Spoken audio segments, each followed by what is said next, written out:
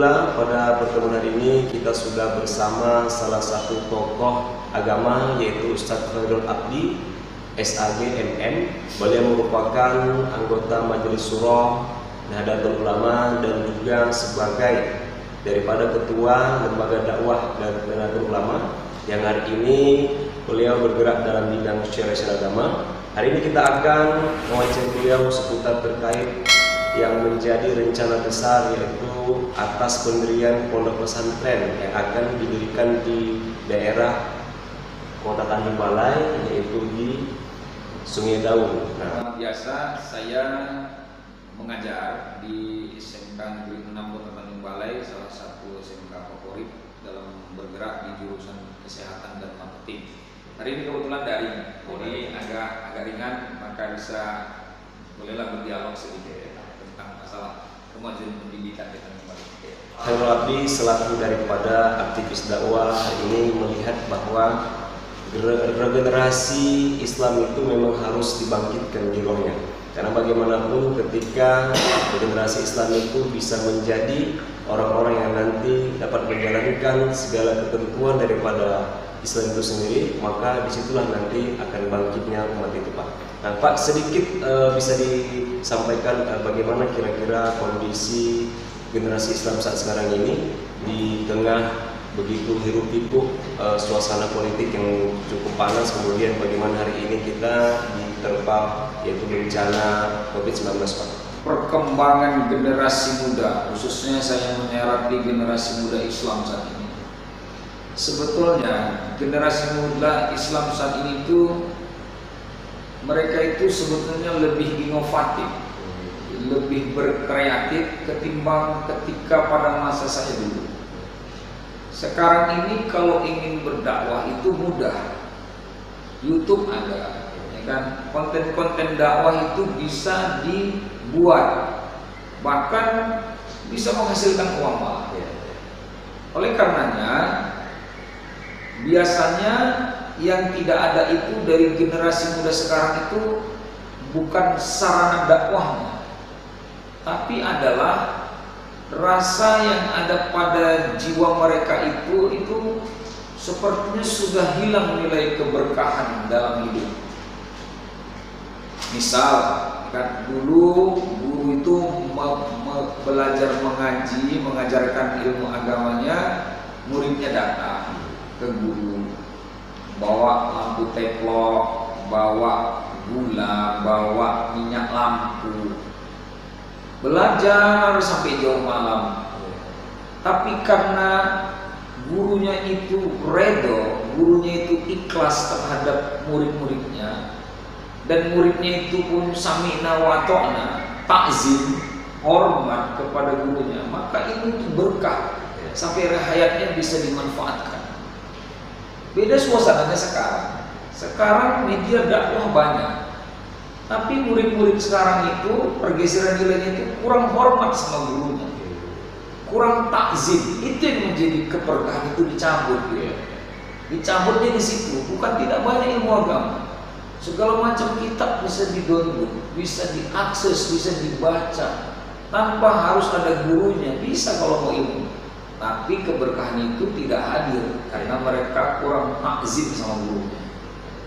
Rasa hormat itulah yang membuat keberkahan itu lengket dalam jiwa seseorang. Contoh masalah saya pribadi, ketemulah saya di kereta api seorang murid, nggak usah saya sebutkan, yang menegur itu saya duluan. Saya bilang sian ya, saya bilang. Apa reaksinya? Siapa ya? Padahal saya tahu saya mengajar dia 3 tahun.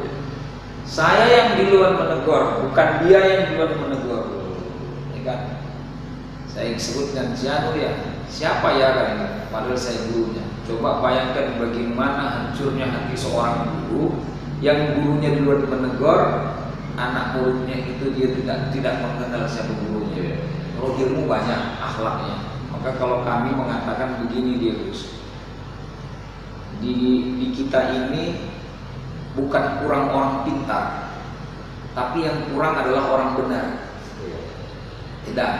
ya, mengajari orang benar untuk pintar itu lebih gampang. Karena udah benar dia. Tapi mengajari orang pintar supaya benar, setengah mati ngajarin itu. Karena dia pintar gitu. Makanya ngajarinya. Itulah pahamnya. Kemudian tadi tentang masalah-masalah yang terkait dengan COVID-19, ya, COVID-19 ini. Saya pribadi menanggapi bahwa virus COVID-19 itu ada.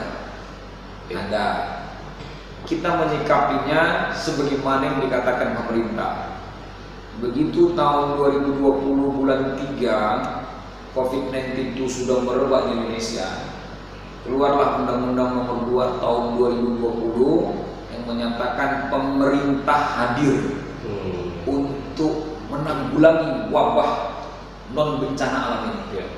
Dia tidak bencana alam, tapi ini adalah wabah penyakit yang datang. Dengan segala kemampuan pemerintah, disiapkanlah rumah sakit, disiapkan medis, pertolongan, tapi korban terus berjatuhan. Maka datang desakan, mana vaksinnya? Berupaya mencari sampai melobi-lobi seluruh negeri, di mana para ilmuwan yang bisa menemukan itu. Akhirnya dapat vaksin pertama kali turun, Sinovac nama Sinovac. Ketika vaksin sudah datang, masyarakat muncul lagi ngomong, ini halal apa enggak? Muncul lagi keraguan. Panggil majelis ulama, tolong fatwakan. Ternyata halal. Karena ada keraguan, ini katanya mengandung lemak babi, mengandung babi segala macam. Ternyata fatwa mengatakan boleh. Lalu kemudian muncul lagi isu-isu, kalau memang itu boleh, tak membahayakan, presiden lah duluan. Presiden disuntik udah, ya kan? Menteri lah. Kalau dia matikan nanti dia duluan, masa bangsanya duluan dimatikannya? Itulah tuduhan-tuduhan orang. Udah menteri udah, gubernur udah, TNI Polri sudah, gitu kan? Kesehatan semua sudah. Masih ada ragu juga, nggak usah. Di sebelah sana ada yang mati gara-gara disuntik. Semua yang ngomong itu suntik, enggak juga. Mereka itu adalah kelompok-kelompok yang memang tidak ingin membuat negara ini aman. Ada mempropagandakannya. Ketika datang bencana, propagandakan dijadikan alat untuk membenci dan menghantam pemerintah.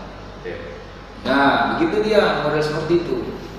COVID ini ada. Secara logika saja, nggak akan mungkin pemerintah itu dibunuhinya bangsanya. Mungkin. Ya habis berdosa. Itulah makanya dari Nahdlatul Ulama selalu bermitra dengan negara ini, dengan pemerintah. Kalau itu bos, sudah nggak usah diragukan lagi. Kalau Nahdlatul Ulama itu berjuang untuk negara, kalau kita perjuangan bagaimana negara ini dengan Nahdlatul Ulama, nggak usah diceritakan lagi. Ya kan? Yang lain itu tinggal nikmati hasil-hasilnya saja. Walaupun kadang orang banyak membenci Nahdlatul Ulama dan dianggap sebelah pemerintah jolim. Ini kami punya pikir siasat. Ada pikir siasat di mana yang jolim itu jangan dihantam terus, dimasuki, dibolong. Kalau mereka dibiarkan, mereka lebih ganas. Maka dia harus dimasuki supaya bisa dinasihati. Gitu strateginya. Ini negara, ini negara, ya kan? Itu makanya kepingin terpisah-pisah, dibikinlah kita morat-marit sehingga banyak musuh luar datang membombardir kita. Tuduhan itu banyak sekali. Seperti misalnya isu-isu masuknya TKI dari Cina. Ada yang mengatakan jangan-jangan itu bukan TKI, jangan-jangan itu adalah tentara. Tengok dari postur badannya tegap-tegap. Rupanya tentara Indonesia bodoh-bodoh amat mendeteksi, ya kan? Jadi kalau fisiknya besar-besar dianggap tentara, enggak juga. Badan intelijen kita sudah bekerja mengamankan negara ini. Dan kalau memang ada bahaya, sinyal bahaya, pasti pemerintah menyatakan perang. Ya kan? Tapi sekarang masih bisa terkendali. Pasukan tempur kita termasuk pasukan elit nomor 5 terhebat di dunia loh. Kalau sekedar menghadapi orang gemuk-gemuk besar-besar aja nggak usah TNI, serahkan aja orang preman-preman, selesai. Iya, serahkan aja sama NU, dicikirkan udah hubungan dia selesai. Gampang lah kalau itu. Makanya kita menyikapinya akal sehat gitu pahamnya.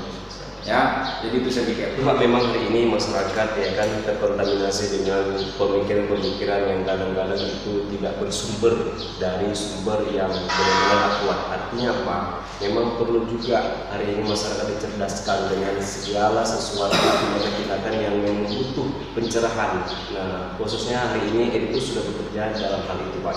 Nah, jadi Pak, menyikapi terkait mengenai kondisi regenerasi Islam saat sekarang ini di masa Covid ya Pak, artinya ada keterbatasan untuk mengakses pendidikan, sehingga banyak diantara sebagian besar orang tua mengeluhkan bahwa adanya dari ini merupakan masalah yang serius karena tidak begitu efisien dalam memberikan pendidikan kepada anak, sehingga kadang-kadang hari ini anak ya kan larut ke dalam suasana Android yang kadang-kadang mereka tidak bisa menjabarkannya, menggunakannya dengan baik dan benar, sehingga mereka menganggap ini membuat kemerosotan. Bagaimana kira-kira NU dari pendidikannya menyikapi persoalan ini? Memang benar, itu pun sebetulnya persoalan belajar daring ini sudah dipikirkan sama Menteri Pendidikan. Jokowi juga sudah mikirkan semua ini, bahwa sehebat apapun teknologi daring itu belum bisa mengalahkan tatap muka. Sehebat apapun, mau teknologi Android, sehebat apapun handphonenya, sehebat apapun sistem, sebaik-baik belajar adalah berhadapan-hadapan dengan gurunya. Cuma terkait dengan wabah ini, undang-undang Covid itu dan undang-undang pendidikan itu dilaga. Ya kan, undang-undang pendidikan, undang-undang Covid, maka muncullah satu kesimpulan bagi pelajar-pelajar di Indonesia ini, karena kondisinya Covid, anak tidak diharapkan pintar, tapi diharapkan sehat. Gitu loh, ya kan? Pintar itu nanti bisa. Nah, tapi kalau sehat harus hari ini juga. Nah, coba bayangkan satu generasi kematian, meninggal semua satu sekolah gara-gara Covid ini. Nah, dibiarin sekolah. Ya, apa yang mau bertanggung jawab? Bagus dirumahkan dulu. Belakangan sekarang kan sudah mulai dari level 4, level 3, mulai tatap muka terbatas jumlahnya, terbatas gurunya, terbatas jam pulangnya. Itu yang maksudnya. Nanti sudah turun lagi level 2, 50%. Turun level 3 tadi, turunnya ke level 1, maka dia baru 75%. Dinyatakan aman, baru 100% semua masuk. Gitulah tahapannya. Jadi pemerintah itu sebetulnya sudah tepat, sudah bagus mereka itu memikirkan seperti itu. Ya, memang risikonya harus gitu. Contohnya macam di sekolah kami saja sejak 2 tahun ini 6 orang murid kami nikah gara-gara Covid ini. Belajar gak tentu. Pacarnya datang juga ke rumah, itu yang jelas. Ini dijelasinnya terus. Ngapain lagi kan gitu kan? Ada yang menanggungnya, dari kan sekolah tak jelas. Nikah jelas, selesai. Dan memang dari Covid yang 2 tahun ini memang data anak putus sekolah itu banyak. Jadi gue coba kau data dulu nanti ke Dinas Pendidikan, sekolah berapa korban anak putus sekolah dari semua jenjang disebabkan karena diterpanya wabah Covid ini. Pasti banyak. Dan itu Dinas Pendidikan belum membuka fakta itu, belum dibukanya fakta itu. Kami dari sekolah kami yang mana, belum sekolah yang lain, belum datang. Dianggap semua pemerintah sekarang itu aman-aman saja. Ya kan? Berapa data putus sekolah? Kemana putus sekolah? Disebabkan karena apa? Inilah nanti ada data bahwa penyebab Covid ini adalah putusnya anak sekolah SMA sekian ratus orang, anak SMK sekian ratus orang, SMP sekian, SD sekian. Itu data itu belum detail di Dinas Pendidikan. Karena Dinas Pendidikan belum meminta data-data dari sekolah masing-masing. Belum, itu dikejarkan. Kalau bisa di luar dapat data itu, maka kita faktual, kita jelas, kita sampaikan ini Pak akibat putus sekolah. Jadi data pemerintah, maka tolong percepatan pendidikan ini harus segera. Jadi apa? Jadi kupikir pemerintah mengharapkan bangsanya sehat, bukan bangsanya pintar. Gitu loh dia.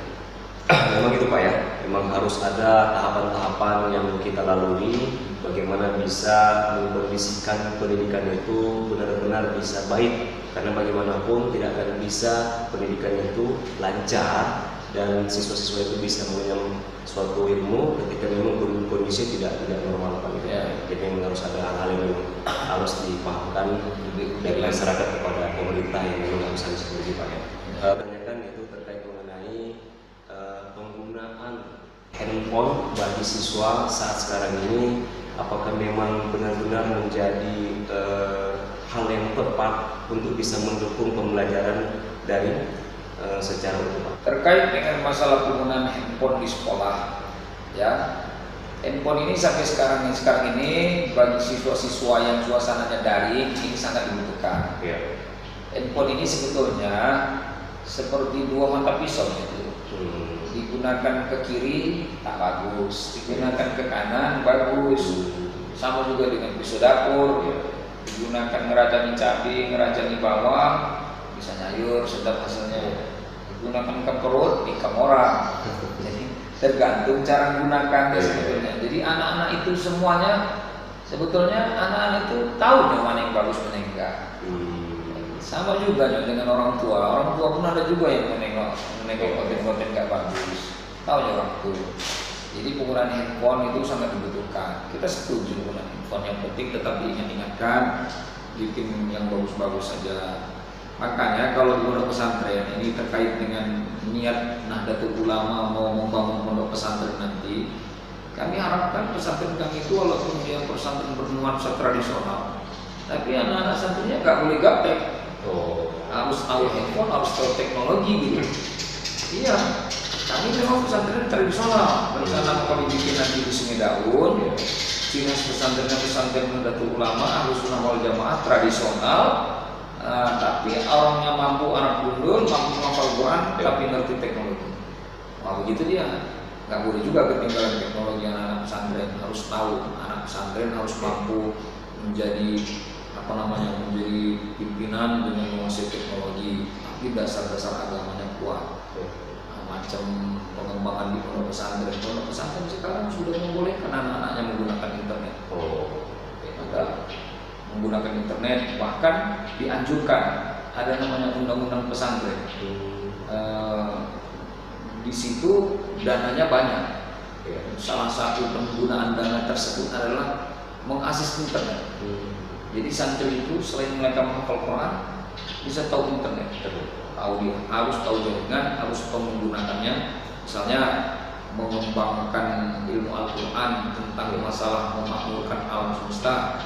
Gimana? Buka aja dulu tuh cara mengelola lingkungan sekitar, tambah ikan, ayam, itu yang digunakan situ. Jadi tidak hanya sekedar tukang doa saja anak pesantren, juga tukang doa, mandikan jenazah. Umat Islam harus kaya, harus jadi pengusaha. Coba kita tengok sekarang ini ya. Orang kaya di Indonesia itu ranking 1 Cina yang punya merokok kretek. Perusahaan kretek itu Rudi Hartono. Rudi Hartono itu asetnya hampir miliaran US dollar. Nah, nomor 2 Eka Cipta yang punya Sinarmas. Nomor 3 Lim Siliong. Nomor 4 siapa itu? Nomor 5 baru orang Islam. Hairul Tanjung. Hairul Tanjung yang punya Bank Mega, yang punya Trans TV, Trans 7, punya hotel. Satu orang Islam jelek di tengah-tengah. Nomor 5 Hairul Tanjung. Kan? Itu pun perjuangannya bukan nggak bisa. Masuk ke 6, ke 7, ke 8, 9, 10, ke 11 masuk Islam lagi. Pak Usman yang punya pertambangan batu bara di Kalimantan, itu masuk Islam sekali. 11, 12, 13, yang ke-18 masuk orang Islam sekali lagi. Yudi Winoto, orang Islam, anak lajang, pengusaha tekstil di Jakarta. Begitu dia. Di antara banyak Cina, masih orang Islam nyelip sedikit-sedikit di situ. Ini kan tantangan. Kenapa? Kan gitu kan? Karena mungkin Islam keterbelakangan teknologi. Padahal dalam agama kita dibilangkan untuklah ilmu sampai ke negeri Cina. Gara-gara orang kita ini nggak pergi ke negeri Cina, orang Cina datang ke Indonesia. Berusaha orang tuh di sini kaya pula. Makanya kalau dibilang kita ini bangsa Indonesia jadi babu di negeri sendiri, memang udah terjadi. Makanya mereka menguasai ekonomi. Menangnya umat Islam ini kan bersatu kita ini, itu aja menangnya kita ini. Kalau boleh terpecah-pecah tenggelam. Makanya dia Gus, hati-hati dengan upaya pecah belah umat. Dengan misalnya paham Wahabi mengatakan takziah 3 malam haram, wirid Yasin bid'ah, itu upaya pemecah belah. Begini, orang NU ini sudah mengamati tipologi bangsa ini. Karakter bangsa kita. Kita ini bangsanya senang kumpul. Mulai dari 7 bulanan, tim depan kumpul, undang saudara, jiran-jiran, tim depan. Lahir anak, among-among, kumpul lagi. Akikahan, kumpul lagi. Sunatan, kumpul lagi. Apalagi? Udah besar-besar, bikin remaja masjid, ngumpul lagi.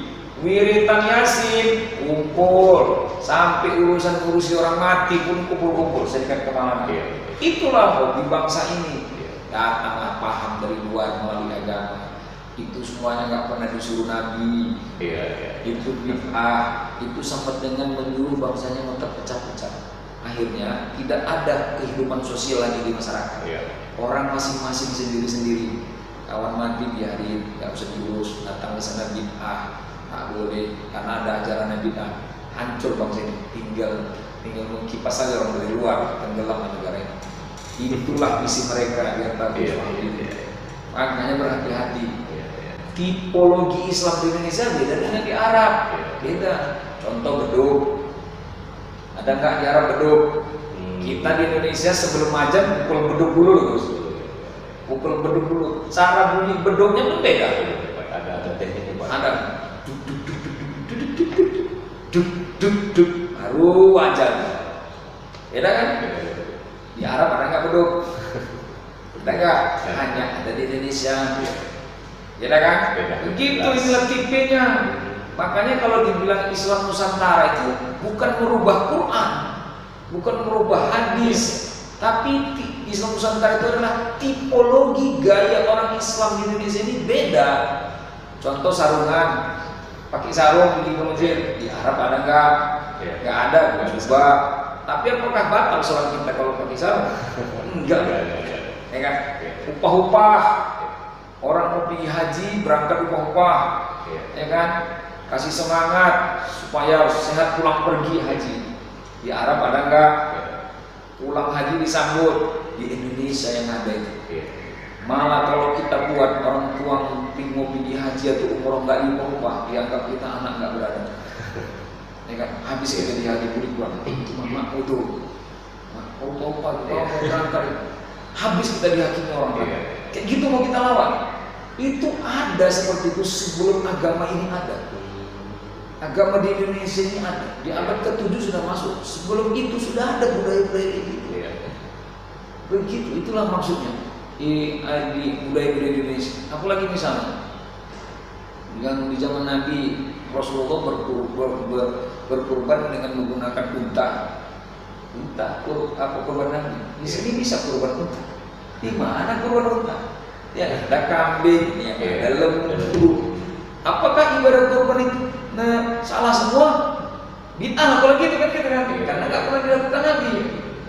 Nah gitu, udah salah. Tengok tipenya kita ini bukan tempat unta Indonesia ini, tempatnya kambing, tempatnya lembu. Nah gitu, makanya mana yang tenang potongi. Jadi kalau gitu semua yang berkurban itu kita ini semua udah usah neraka dikit orang. Itulah cara orang cerdas maksudnya, ya.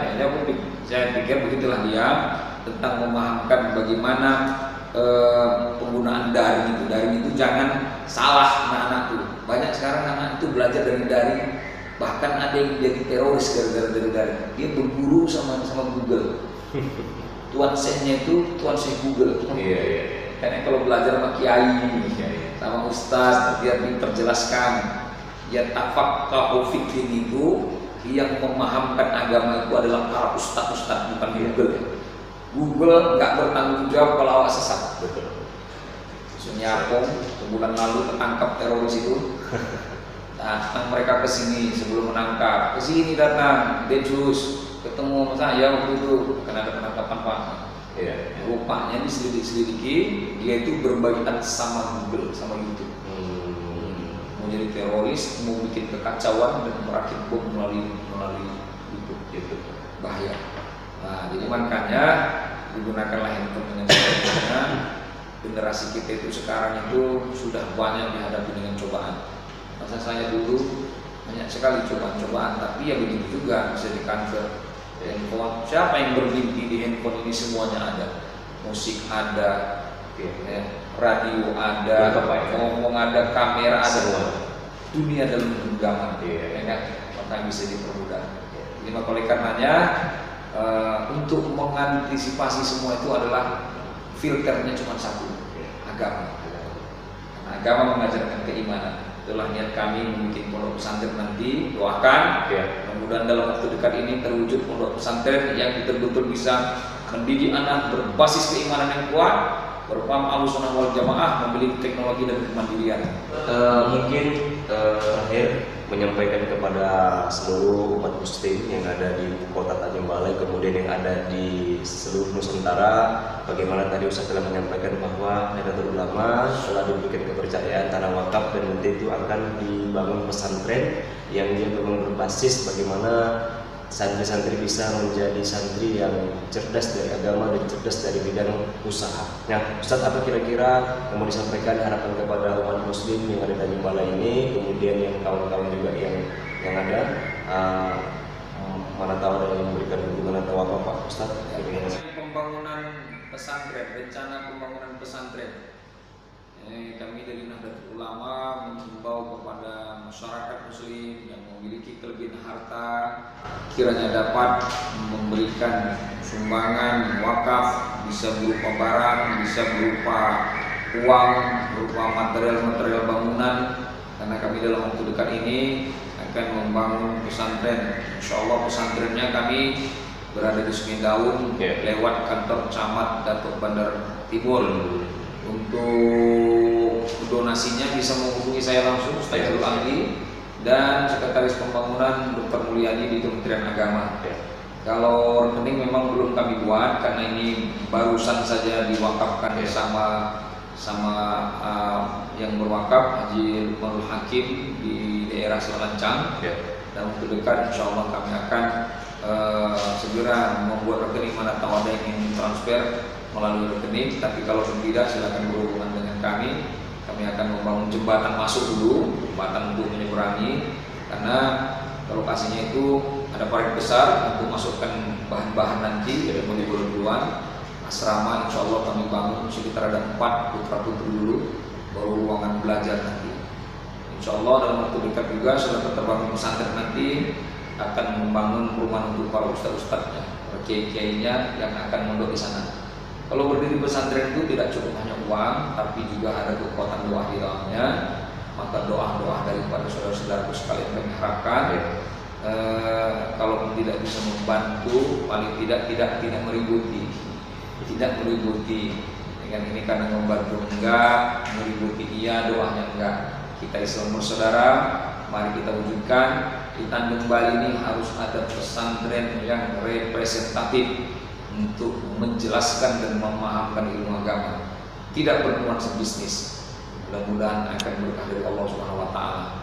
Kalau masalah makan santrinya, saya yakin Allah pasti akan memberikan dan memunculkan berkahnya. Ketika satu kampung atau satu negara beriman dan bertakwa kepada Allah, Allah akan menurunkan berkahnya keluar dari langit dan dari bumi di sekitarnya. Setelah ada orang-orang yang mencintai agama itu. Saya pikir itu aja. Harapkan bantuan-bantuannya. Kiranya dalam waktu dekat ini saudara-saudaraku diberikan kelebihan rezeki. Kami tunggu untuk mendirikan pesantren yang representatif, hadirkan para ulama-ulama yang bisa menjadi paku dunia sehingga ini tidak terkena bencana lagi, tidak goncang. Saya pikir itu aja. Terima kasih. Wassalamualaikum warahmatullahi wabarakatuh. NKRI harga mati. Terima kasih kepada Ustaz Fairoul Abdi SAG MM yang tadi telah memberikan waktunya agar dapat diwawancarai, dan itulah tadi seputar wawancara terkait mengenai bagaimana membangun regenerasi Islam di tengah Covid-19.